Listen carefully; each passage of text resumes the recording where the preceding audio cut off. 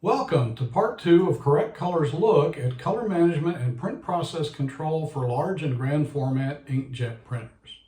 In part 1, we looked at what color is, what color management is, and how to use color management to guide your images through a digital color workflow. And that is very much the first part, as I always think of color management as a two-part process, the front end and the back end. The front end is creating your images and working them and doing everything necessary to get them ready to print. And then the back end is actually printing them. And actually printing them involves controlling the printing process, which we'll creatively call print process control. And if you print and you think this isn't important or is some set it and forget it thing, you're very much mistaken.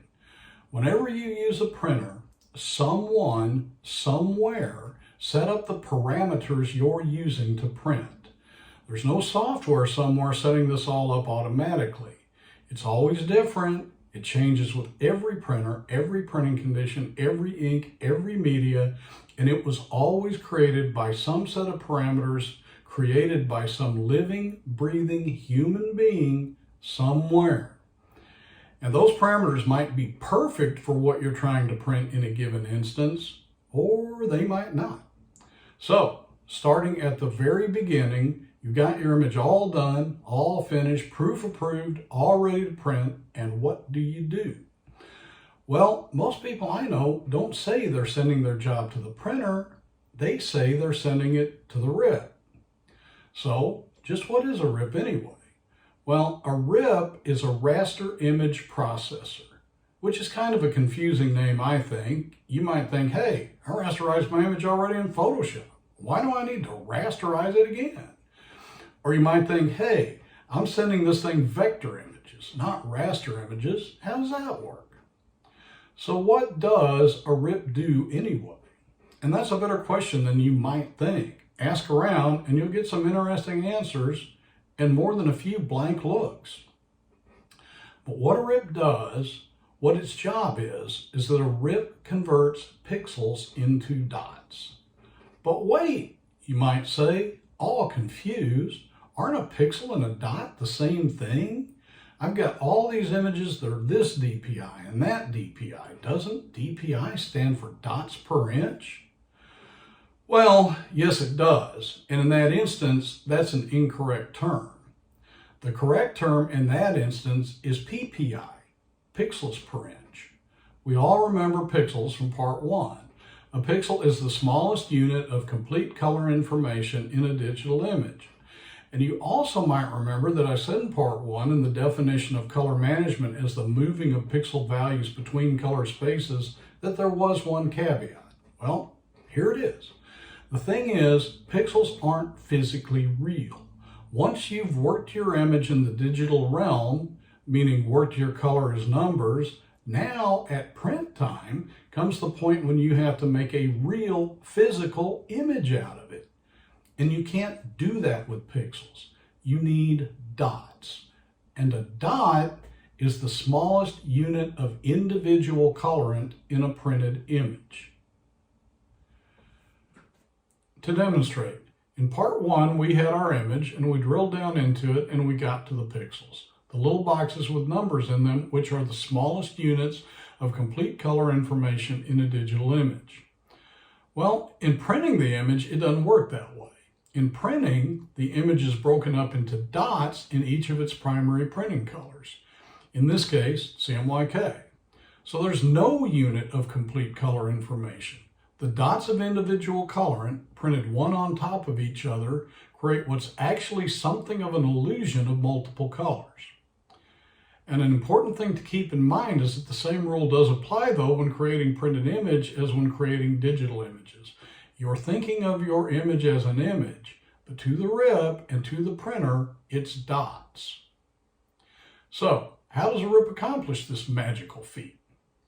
Well, the RIP takes the information in the file to be printed pixel by pixel and creates a file called an RTL file, which is the computer language that tells the printer what colors to fire and how to fire them to recreate each pixel in the file.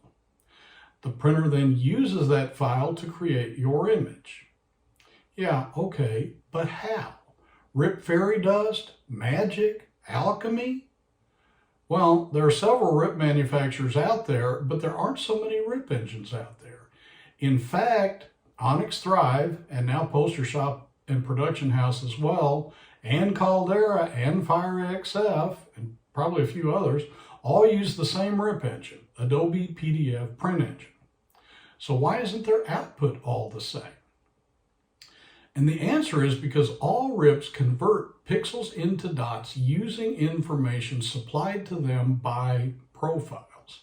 And this is important. The RIP knows nothing about the printer it's creating dots for. Creating dots is its job, but telling it how to create those dots is a profile's job. So understand that in inkjet printing, profiles are everything. And I'll tell you, I've said that to people hundreds of times, and they usually smile and nod politely, but I always tend to think it's not really sinking in. Your profiles define every aspect of how your printer creates the dots with which you print your images. Those dots are your images. The variables of how those profiles were created are literally, in that word's true meaning, infinite. And each variable has an effect on your final printed image beyond just color. Profiles are everything. So, what's a profile?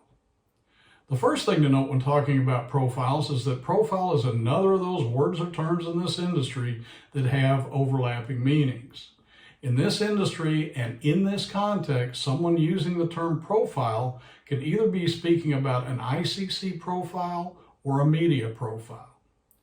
And how that works is that a media profile contains all the machine state information describing how a printer is configured to print in a certain condition that will then be characterized in an Icc profile, which is a characterization of how a device reproduces color when it is in a specific state.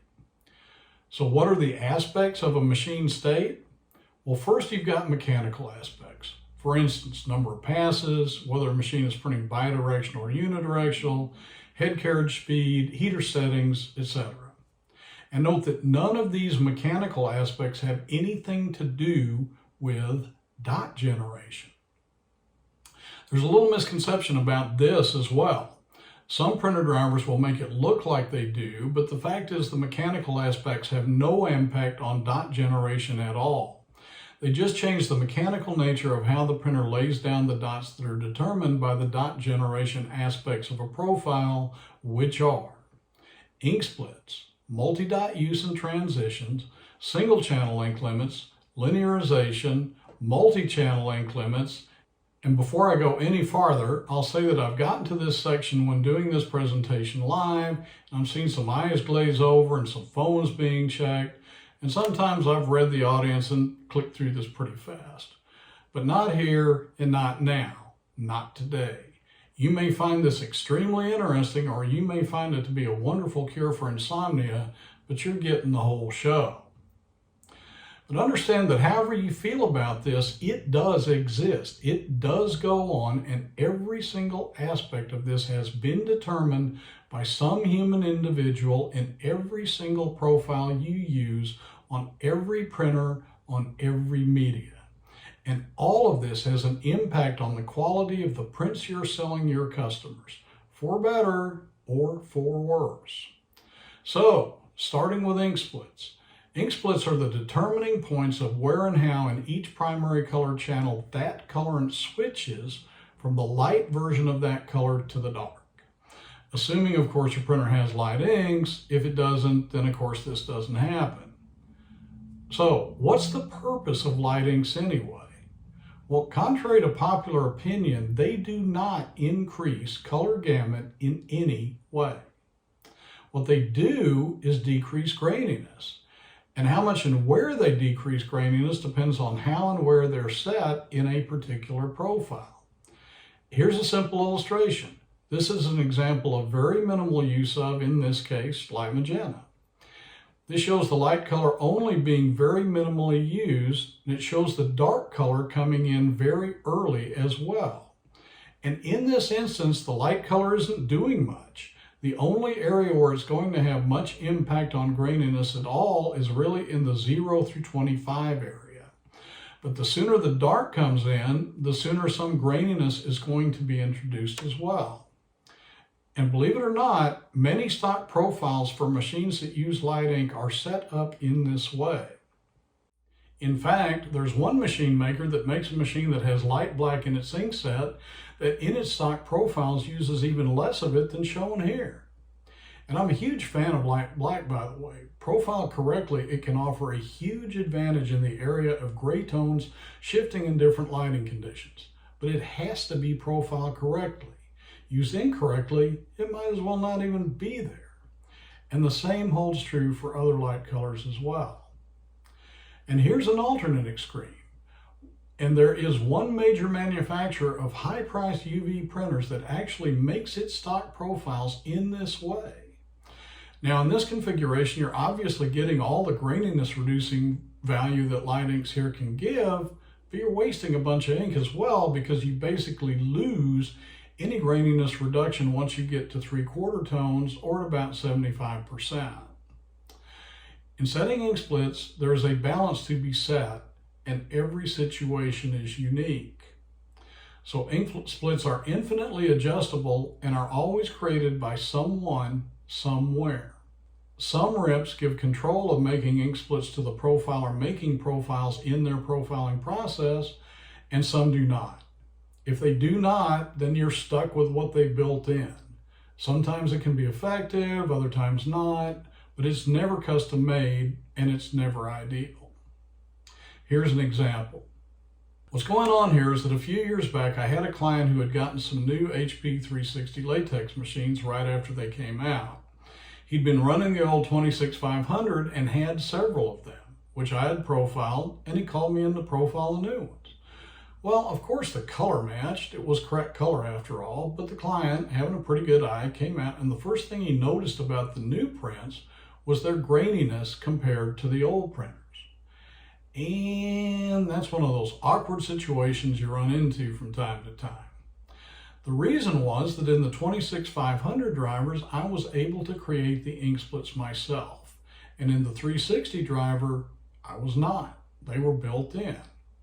In the little samples here, the cutout on the left is from the 26500 and the cutout on the right is from the 360. The difference is the ink splits. Now, anecdotally, this client wasn't one to not make his feelings known.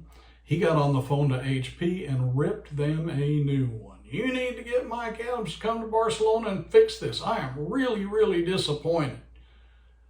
Yeah, I'll buy you a steak dinner if that ever happens. But then a month or so later, there was a big kerfuffle online about a firmware update on the latex machines, and all the profiles that were made before that firmware update were invalid.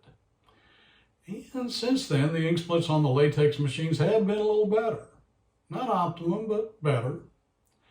Of course, I'm sure that's all coincidence, as I never got my consultant's check from HP.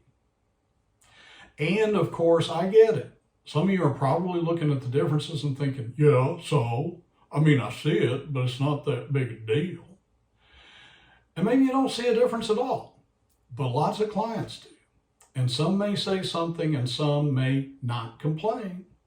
But wouldn't it be better to be the best you could possibly be, first print, every print, first time, every time, and to give your clients better prints than your competitors, prints that they can gather around the conference table and ooh and ah. Moving right along, multi-dot use and transitions. Now you may have noticed that in my list of dot generation machine state variables, I didn't include resolution. And that's because resolution isn't a variable that you can control as you make a profile. It's variable in that you can make profiles in different resolutions, but you can't change once you've started. And there's some confusion in this industry about resolution. Lots of people think that if you increase printing resolution, you decrease graininess. But for the most part, that's a lot more not true than it's true. And the reason for that is that unlike other printing processes, in inkjet printing, we use fixed dot sizes. In offset lithography, the most common printing process out there, as well as flexography and some others, their printing dots are generated using amplitude modulated screening. And in amplitude modulated screening, as you can see, the more ink you want, the bigger your dots are. And the less ink you want, the smaller your dots are. But the center of your dots are still the same distance apart, and in a square inch, you still have the same number of dots, whether they be 95% dots or 5% dots. In inkjet printing, however, we use frequency modulated screening. And that means that rather controlling the amount of ink in an area by creating larger or smaller dots, we do it by controlling the frequency of the dots. The dots are all the same size, so more ink means more dots, and less ink means less dots. Inkjet dot sizes are measured in picoliters. So what is a picoliter anyway? Ever looked it up? Well, a picoliter is 1/trillionth of a liter. That's trillionth with a TR. Like what Washington used to consider real money. So, 1/trillionth of a liter. It's hard to imagine even measuring anything that small and kind of hard to relate to it. But all you really need to know is that when it comes to printing dots, 4 picoliters is a small dot and 40 picoliters is a huge dot. There are some 80 picoliter machines out there, but 40 is big enough to make the point. Thing is, since we've only got one dot size, if your largest dot is 4 picoliters, you're going to need an awful lot of those little dots to be able to lay down the maximum amount of ink your media will carry, and ink equals color. By the same token, if your smallest dot size is 40 picoliters, you're going to be printing a grainy image, regardless of your resolution. Multiple dot sizes help to address this. Note that multiple dot printing is still not amplitude modulated screening. Most multi-dot routines use 3 dot sizes such as, say, 10, 20, and 30 picoliters. Also note that for whatever reason, printer manufacturers and printhead manufacturers love to call this process not multi-dot, but grayscale. And I hate that and refuse to play. Grayscale is a perfectly good term with a perfectly good meaning in this industry. There's no reason to appropriate it. But if you see that term used in conjunction with printheads, multi-dot is what they mean. Also note that there's some kind of techno-wizardry involved in doing this. Multi-dot machines don't have varying nozzle sizes. They still just make whatever their smallest drop size is. But what they do is lay those dots together in multiples, creating the apparent larger dot sizes. So let's look at it like this. Say you're printing with a 10 picoliter dot at 720 by 720 resolution. That means for each color, the maximum ink you can lay down in 1 square inch is 5,184,000 picoliters. But say that's not enough, which it seldom would be. Say that your color looks flat and washed out, and the media will obviously take more ink and give you more color. Well, without multi-dots, your only option is to just start over with more resolution. Assuming your printer has more resolution to give, one very well-known pricey brand does not. But assuming you do, let's go up in resolution to 1440 by 1440. Now you've got 20,736,000 picoliters per square inch to play with. And odds are that's going to be more than enough ink. In fact, odds are you're going to have to turn your single channel ink limits down because that's way more than enough ink. Because note, since you double your number of dots in 2 directions, you didn't double your number of dots in your ink volume, you squared them. Probably also though, your printer driver will want to run this resolution at more passes and lower carriage speed. So it will slow you down to print with this resolution, most likely considerably. Note though what happens if we increase not our resolution, but our dot size by going up to a 20 picoliter dot. And if we go up to a 30 picoliter dot, we've tripled our available ink. And that's likely going to be more than enough. Also remember too that since we're using multi-dots, we can theoretically have 10 peak leader dots in the highlights of our image, 20 peak leader dots in the midtones, and 30 peak leader dots in the shadows. So still not have a disastrously grainy image. So multiple dot sizes allow printers to reach maximum gamut potential without running at higher resolutions. However, there are trade-offs. Many machine, ink, and media combinations won't run multiple dot sizes effectively in certain configurations. A particular media might accept the second dot size, for instance, but reject the third. So, just as with ink splits, multiple dot size start and stop points and the transitions between them are critical in determining how your printer prints and the quality of images you sell your clients. And linearization, so often discussed, so seldom understood. By definition in our industry, what linearization is the process of bringing a printing device into a calibrated state to compensate for dot gain. Never heard of dot gain? Well, the fashionable term now is TVI, or tone value increase. But the process is straightforward enough. And if you're still not familiar with dot gain or TVI, well, you want to print a certain size dot, but the ink has a tendency to spread out a little on the media when it prints. That's all it is. So to compensate, you send a set of patches to the printer, 0 to 100% coverage in each channel, and your printer prints them, and whatever curves you get, you then read them into your RIP. And the RIP calculates how to adjust the curves to get a calibrated result. That's it. That's linearization. Some RIPs have very robust linearization capabilities and some don't, but the basic process is always the same. And if you're waving your hand, jumping up and down and hollering, "What about G7?" Well, we're going to get there. If you've ever been around traditional offset lithography, you know that the way what's called 4-color process printing works is that a large printing press has a tower for each printing color. That tower contains the inking system, the plate and blanket cylinders, and the impression cylinder for its color. And for each job, printing plates have to be hung for each color on each tower. Then they have to be registered together, and then the ink fountains have to be set to meter to each plate precisely the amount of ink to produce the job.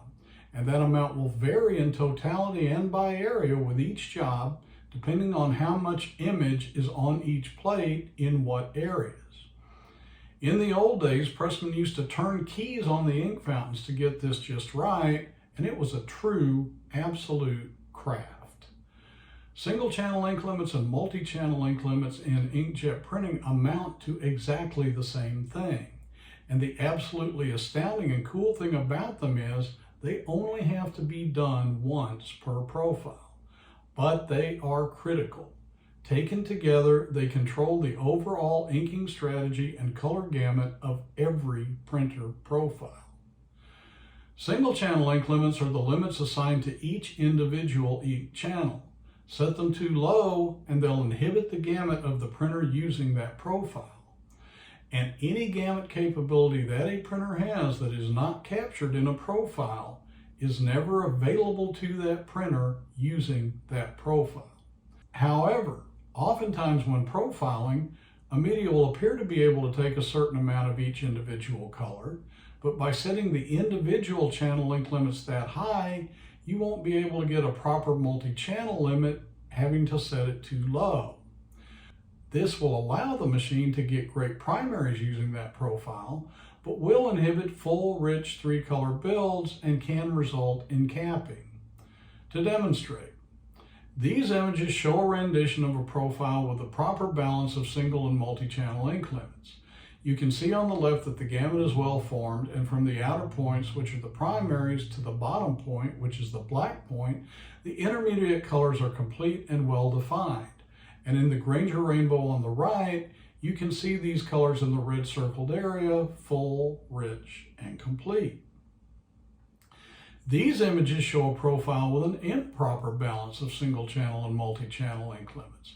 The single channel limits are set too high, so the multi-channel limits had to be dialed back to the point that using this profile, this printer is incapable of printing full, rich, multicolor blends. Note that they are missing in the gamut plot, and in the Granger rainbow, the RIP has capped them, representing them just as gray. And it isn't just a representation. This is what's going to print from any pixel that's the lab value of any of these colors.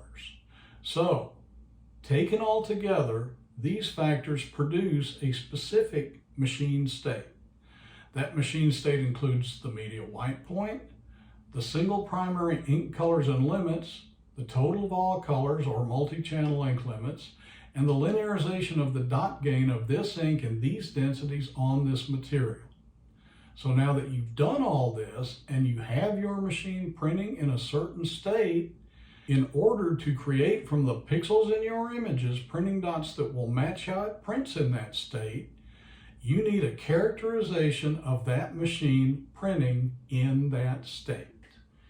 And that would be an Icc profile. Icc standing for International Color Consortium, who dreamed all this up many years ago. Now, and this is extremely important, there is a huge misconception out there that an Icc profile is an Icc profile is an Icc profile.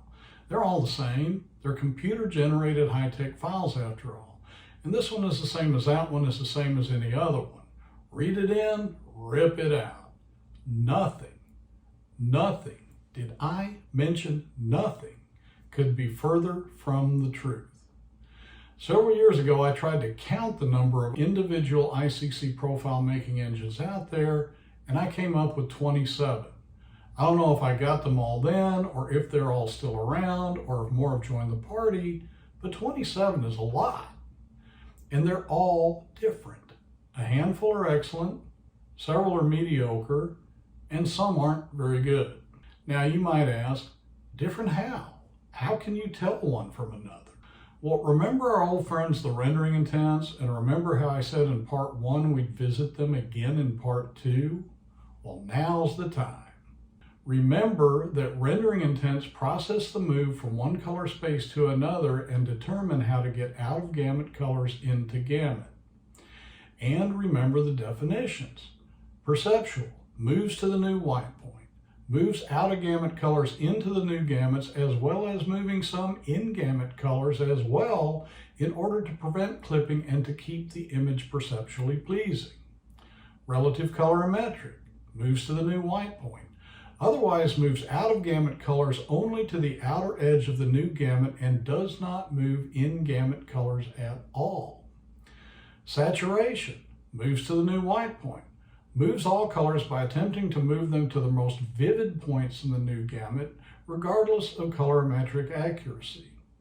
And absolute colorimetric does not move to the new white point, moves out of gamut colors only to the edge of the new gamut. Pretty specific, right? All sciencey and well-defined.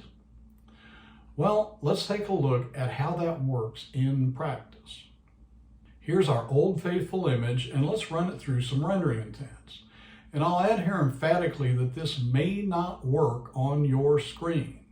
I've done this live before on projectors and had the good ones wind up looking bad and the bad ones wind up looking good. But that's irrelevant. They print how they print. And I'm going to go through this anyway, and I'll offer descriptions, and you're just going to have to trust me. So here we're going to start out with Perceptual. And the first example is going to be using what is still, after all these years, my favorite profile making engine, the Monaco engine. And here what I've done is converted this image to the profile of a Seiko H74 printing on Avery 1105. That's a pretty big Cmyk gamut and pretty typical. You can see here that this transition has really been done well and is faithful to the definition of the perceptual or rendering intent. Now, here's the same image converted to a profile made on the same media with the same printer using another Icc engine. We'll call it the Brand X engine. Now, this really isn't horrible, but you will note some colors actually got more saturated. You may even like that effect. But it's not the point of perceptual rendering intent. Also, it's hard to see it here, but in the green streak behind the alien girl's eye, some detail has been lost. And keeping detail exactly such as that is the whole point of perceptual rendering intent. Also note the yellow box and how muddy it is. Again, Monaco Perceptual and Brand X Perceptual. So that's perceptual. What about relative colorimetric? Well, here's Monaco, and again, a very nice rendering using the correct definition of the rendering intent. And here's Brand X. Now, I hope you can see just how awful this is. Look at the green and blue boxes in particular. As relative colorimetric is described by the Icc, this rendering intent is useless. Again, Monaco. And again, Brand X. So we'll go through them all. Here's Monaco Saturation. Now you may not use saturation much, but if you do, this is how it's supposed to look. You might even note that this looks a little like the Brand X Perceptual. And here's Brand X. Whoa! It's a good thing their perceptual looks like saturation because their saturation is truly useless.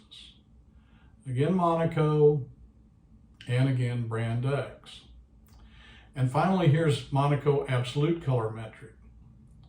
You're not really going to be able to see much regarding this rendering intent, but you can see it looks like a proper transform. And here's Brand X. You can see the same overall issues as with their relative colorimetric, only worse. Again, Monaco and Brand X.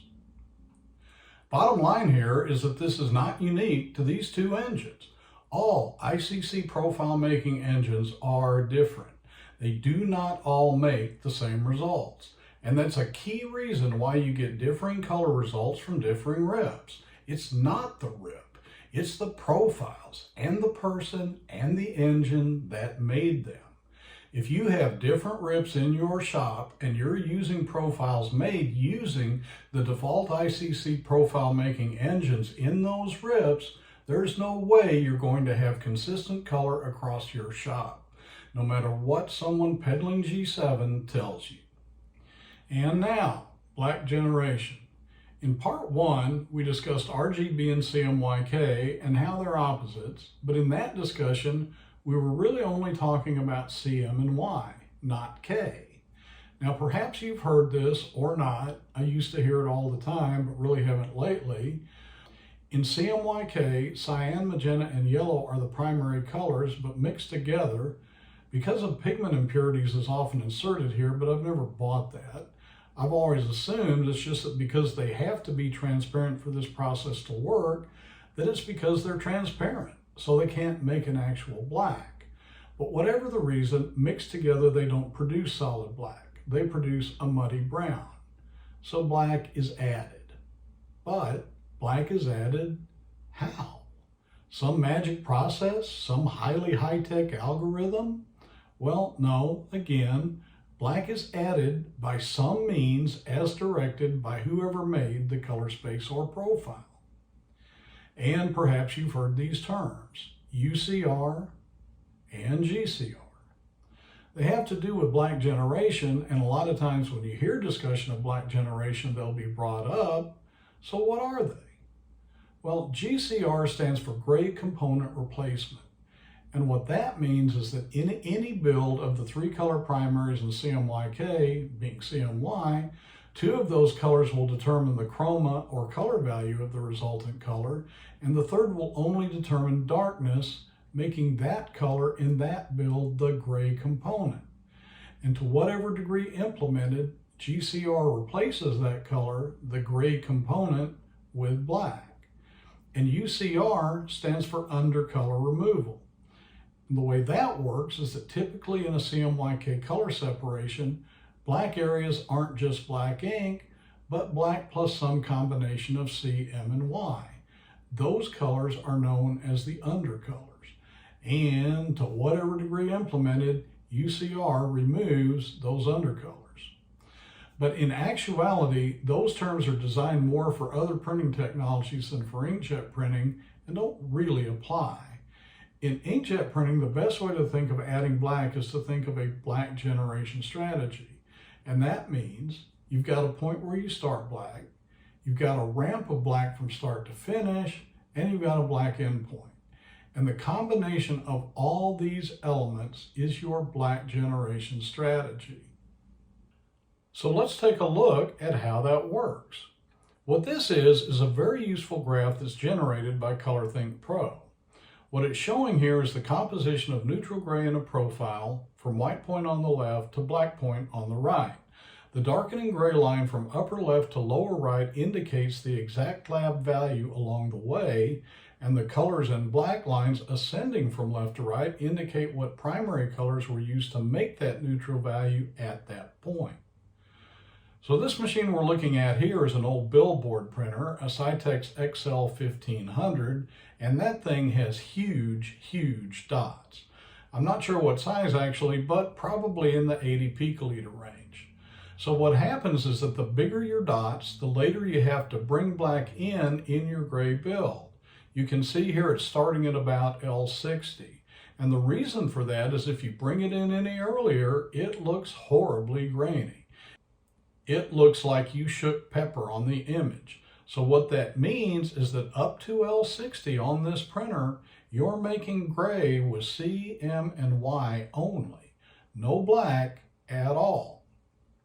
Now, here's an exact opposite. My old friend, the Seiko H274S.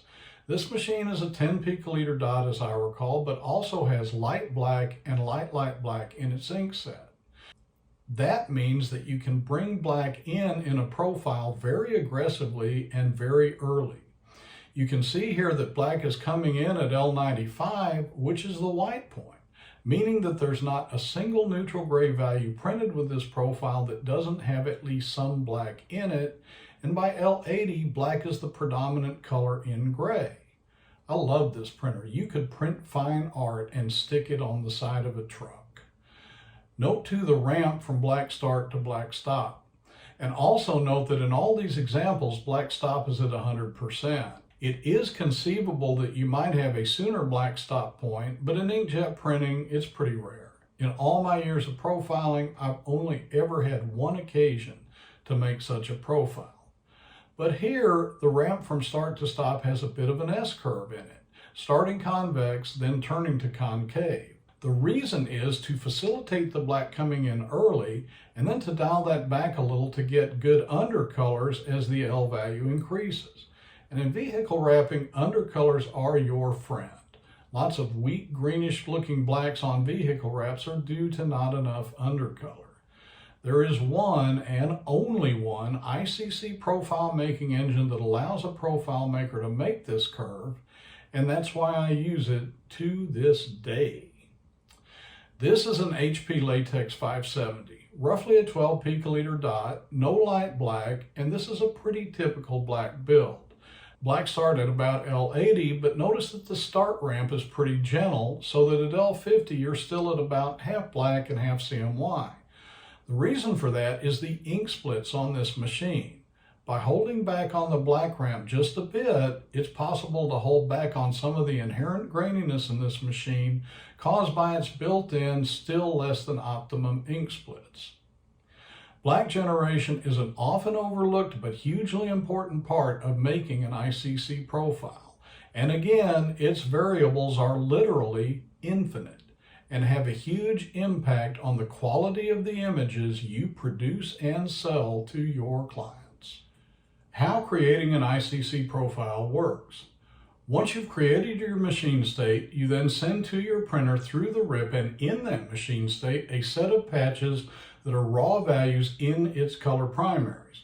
Raw values meaning the machine state aspects applied, but no Icc profile information. In this case, this is Cmyk.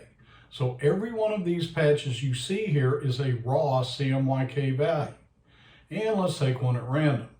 The raw Cmyk value of this patch is C15, M99, Y66, K3.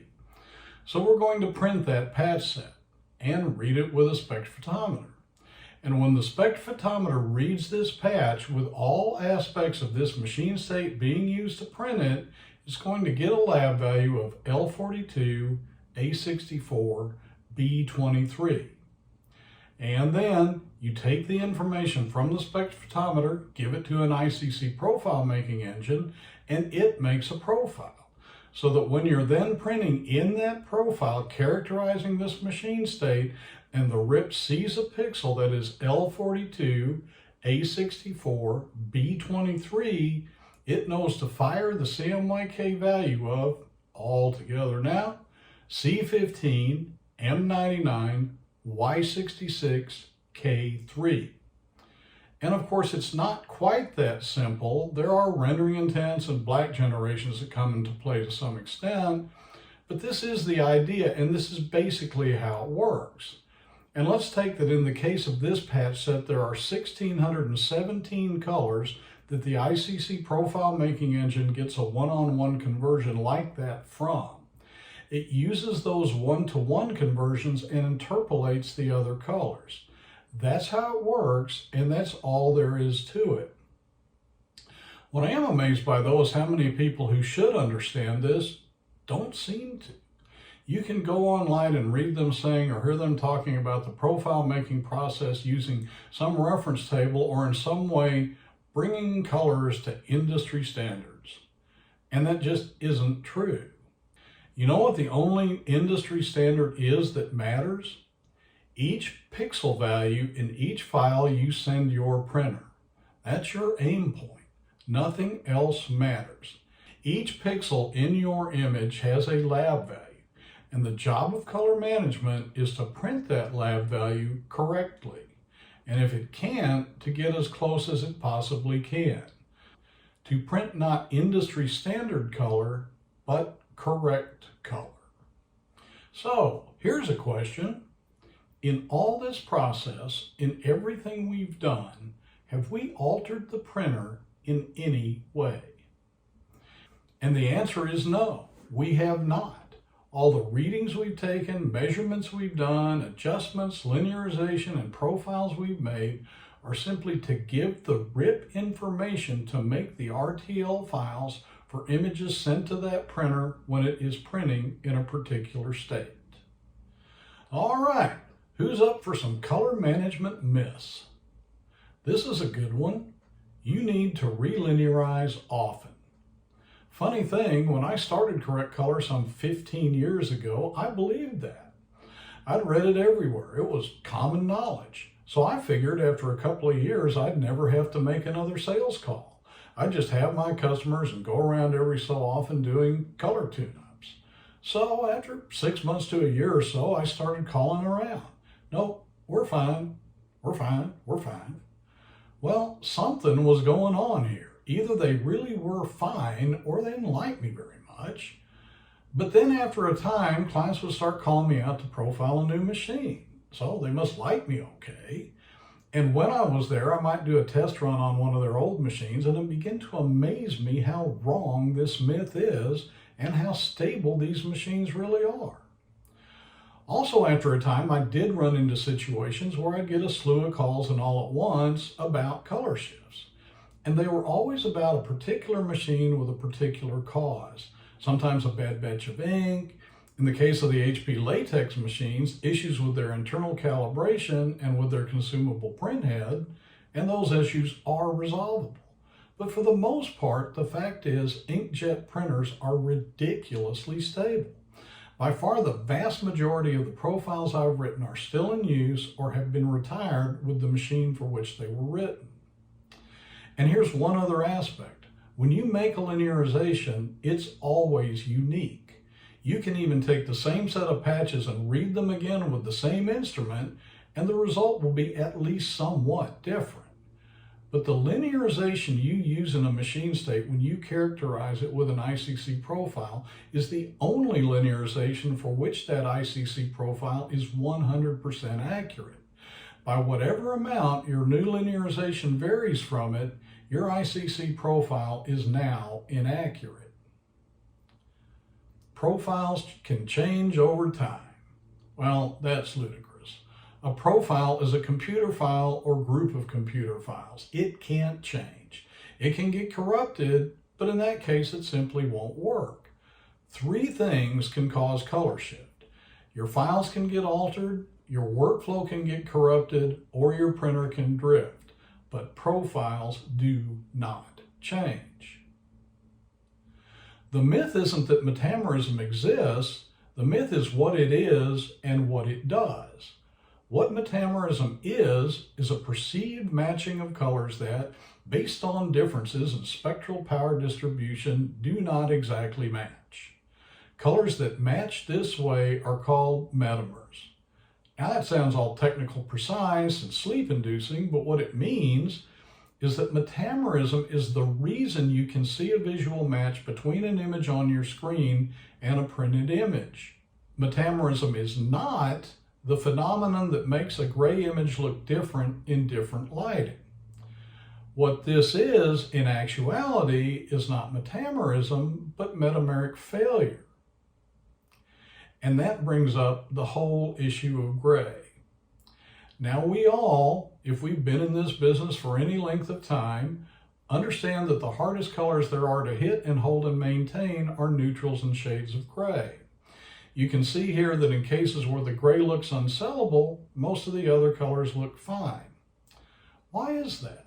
Well, it isn't because there's anything special about how your eyes perceive gray, it's simply that gray is neutral.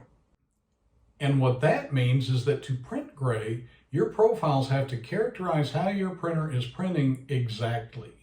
If they're off by even a small fraction, other colors will appear okay, but gray will shift. In fact, over the years, whenever there's been some issue out there that has caused color shifts on various printers, the calls I always get from clients invariably start with, "My grays have gone to," well, you know. And for this reason, gray is extremely important as a benchmark in the printer profiling process because it moves first. Gray is the canary in the coal mine.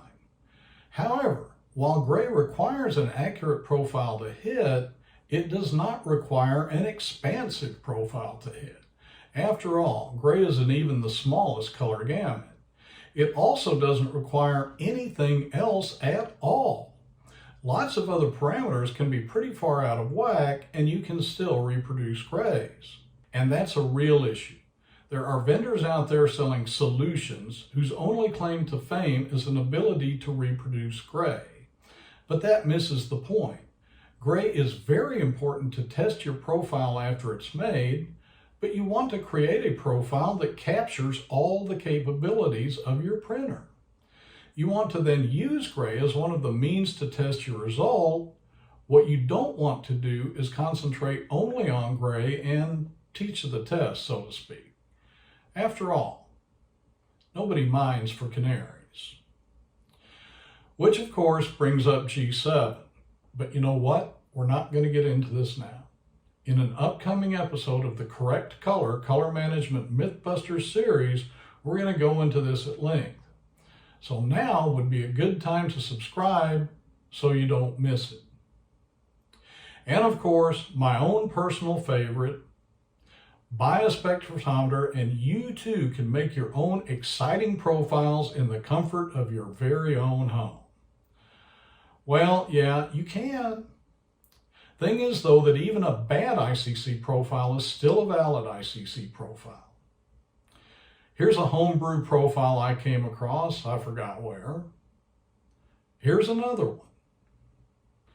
Also, keep in mind that every single thing you've seen in this series is involved in making printer profiles. It takes literally years to get really proficient at it. A webinar or two or a color management boot camp is not going to get it done. Also note that like anything else, this is a skill you have to practice constantly to be good at and to remember how to do. And the fact is, for 99% of the large format printers out there, you're simply not going to do enough profiling for somebody to not just simply forget what they've learned. And finally, it's not that it's not possible to learn how to do all this and get proficient at it. It is, but it takes an enormous investment of time more than anything else. Time to practice, time to learn. And all that time and practice is time and materials that are not billable. If you're a business owner, is that really the best use of your time? Don't you have a business to run? And if you're a business owner contemplating training an employee, how confident are you that that employee is going to stay in your employ long enough to recoup that investment? And how do you know you're not just training that employee to wind up working for your competition? No, buying a spectrophotometer doesn't make you a world-renowned color guru any more than buying a set of paintbrushes will make you Picasso. Color management will inhibit my printer's gamut. Well, that's nonsense. Remember that you're always using some profile. You're always using some combination of machine state elements created by someone, somewhere. And how do you know if those combinations are best for you in your situation? You don't. You're just throwing darts blindly at the wall. But with correct color management, you hit the bullseye.